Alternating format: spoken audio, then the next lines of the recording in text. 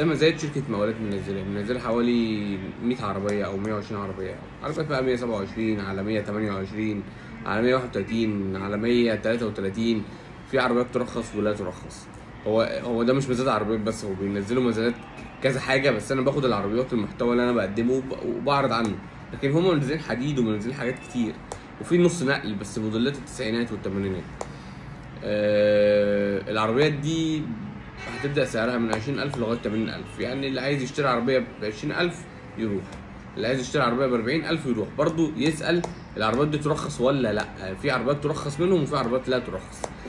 مكان كراسة الشروط 2 شارع شريف عمارة اللواء عابدين القاهرة. أنا نزلت صور فيديو العربيات في آخر الفيديو ده، شوفوها برضو وكرروا. في مزايات تانية كتير. انا نزلت كده يعني مزادات شهر 12، لسه مزادات شهر 1 ان شاء الله هيكون احسن من شهر 12. بالتوفيق للجميع. يا رب يكون في ناس اشترت من ورا الفيديوهات دي عربيات، عشان ما كنتش بقدم محتوى على الفاضي. طبعا يعني اتمنى ان الناس لو عايزه تتابعني اكتر تدخل على قناتي على اليوتيوب وتعمل اشتراك للقناه وتفعل زر الجرس، عشان لو عملت فيديو وهم يجي لهم الفيديو على طول ويشوفوا كله جديد. وعلى فكره المزادات دي انا بقول لكم حاجه انا حضرتها. انا ما كنتش اعرف اي حاجه عن المزادات، بس دخلت مزاد اشتريت منه شقه باقل من سعرها، واشتريت 3 عربيات وكسبت فيهم، مع ان انا اصلا مش تاجر. يعني انا واحد مش تاجر عربيات، انا مجرد ان انا بقدم محتوى، عايز اشتري عربيه ليا، بس عايز اجيب عربيه رخيصه. فدخلت مجال المزادات ده، لقيت ان في تجار كتير بيدخلوا المزادات، وفي نفس الوقت هم عارفين بعض. لما انا دخلت وبدات اللي انا عايز اجيب عربيه، ايه ده العربيه بتتباع بنص ثمنها، لا مش ممكن ازود 50,000 واخد العربيه دي. وفعلا اخدت يعني بتاخد عربيات. التجار ما بياخدوش كل المزاد، فهمت قصدي؟ بالتوفيق للجميع، ويلا بينا نشوف الفيديو.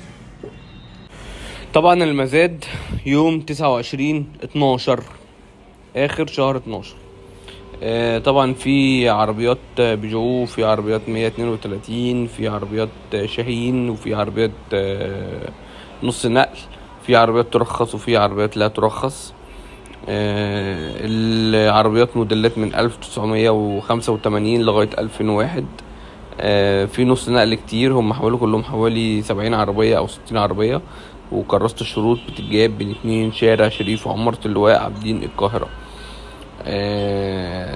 ده مزاد من ضمن المزادات مشابه لمزاد الحضانة، بس برضو انا عارف ان الناس كلها منتظرة مزاد الحضانة. ده اول فيديو انا عملته، والله انا بتابع على طول الهيئة العامة للخدمات الحكومية، بشوف فيديو الحضانة نزل ولا لا، واول ما ينزل المزاد بتاع الحضانة هتلاقيني اللي انا بعرض عنه على طول وبقول لك تفاصيله بالظبط.